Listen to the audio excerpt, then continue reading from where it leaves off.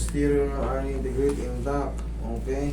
Cortical definition normal. T2, ay T11, L1, L1, L2 normal. Pero yung pinakababa mo, Yan po. ito. Oo. Yung L5S1 mo, meron kang disc desiccation.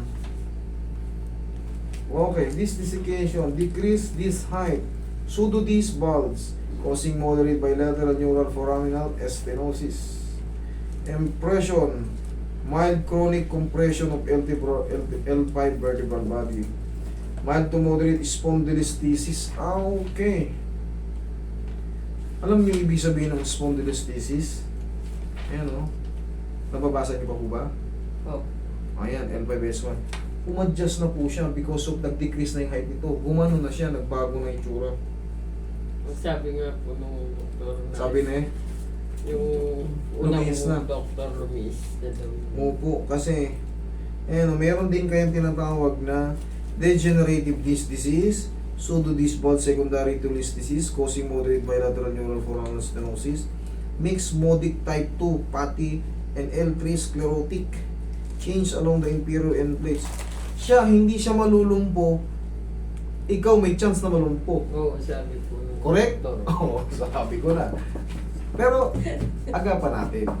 Ito kasi, pero kailangan nyo rin po ito ng mga vitamins, mga collagen.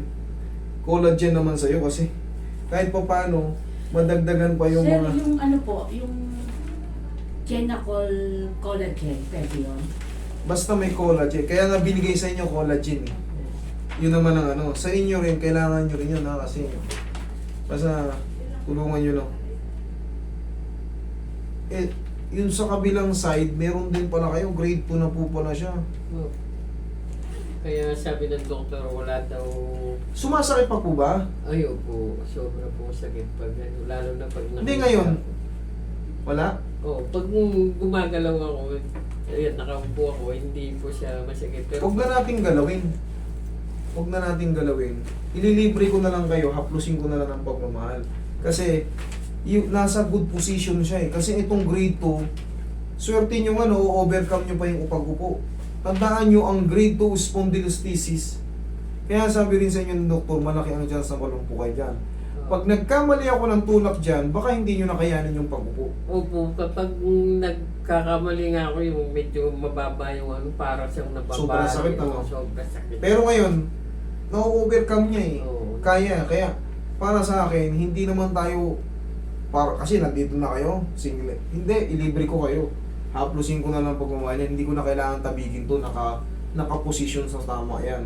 Kasi pag pinalitan ko ng position yan, baka mamaya, imbis na nakakaupo pa kayo, Hindi na ako. hindi na makaupo. Kasi dumarating din daw sa panahon na yun, sobrang sakit eh. Oo. Mauulit po yan pag nagkamali ng pitik dyan. Hindi ko na po kailangan pitikin yan, nakaposisyon po ngayon yung mga ano nyo. Oo. Okay, Lalo, haplusin mo ng pagmamahal si ano. lalo na pag nakahiga ako, hindi ako makagalaw talaga. Pag nagbabago nga yung posisyon. Oo. Pero ngayon, tingnan mo, bearable mo. So, hindi ko na po kailangan galawin. Hindi ko rin kailangan na... Pupulang Diyan na kayo, diyan na muna kayo. Hapusin muna natin ang ano. Ito, ipakonsuelo na lang. Kumbaga, siyempre, nandito kayo, titiwala kayo sa akin. Kahit pa paano, mahaplos namin kayo ng pagmamahal. Hindi lahat po tinatabig. Pag nakaposition na kasi, ano ba itsura ng spondylolisthesis? Para sa inyong kaalaman, grade 2 na malala po yan. Itong L5, L1 niya, gumano na yan, oh. Oo. Kaya, Hanggang grade 4 lang po yan. Kaya nga sabi ng doktor, malaki ang chance pag nagbago pa yung ano yan, malulumpo kayo pag lumala pa. opo, sabi po ng doktor ko, Mm. gumagalaw daw kasi siya kaya... Correct.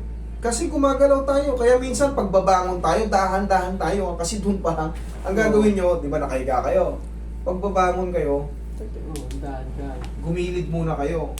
Oo, siko. Tapos tukod mo yung siko. Yan. Eh, paano po kung sa side lang kami?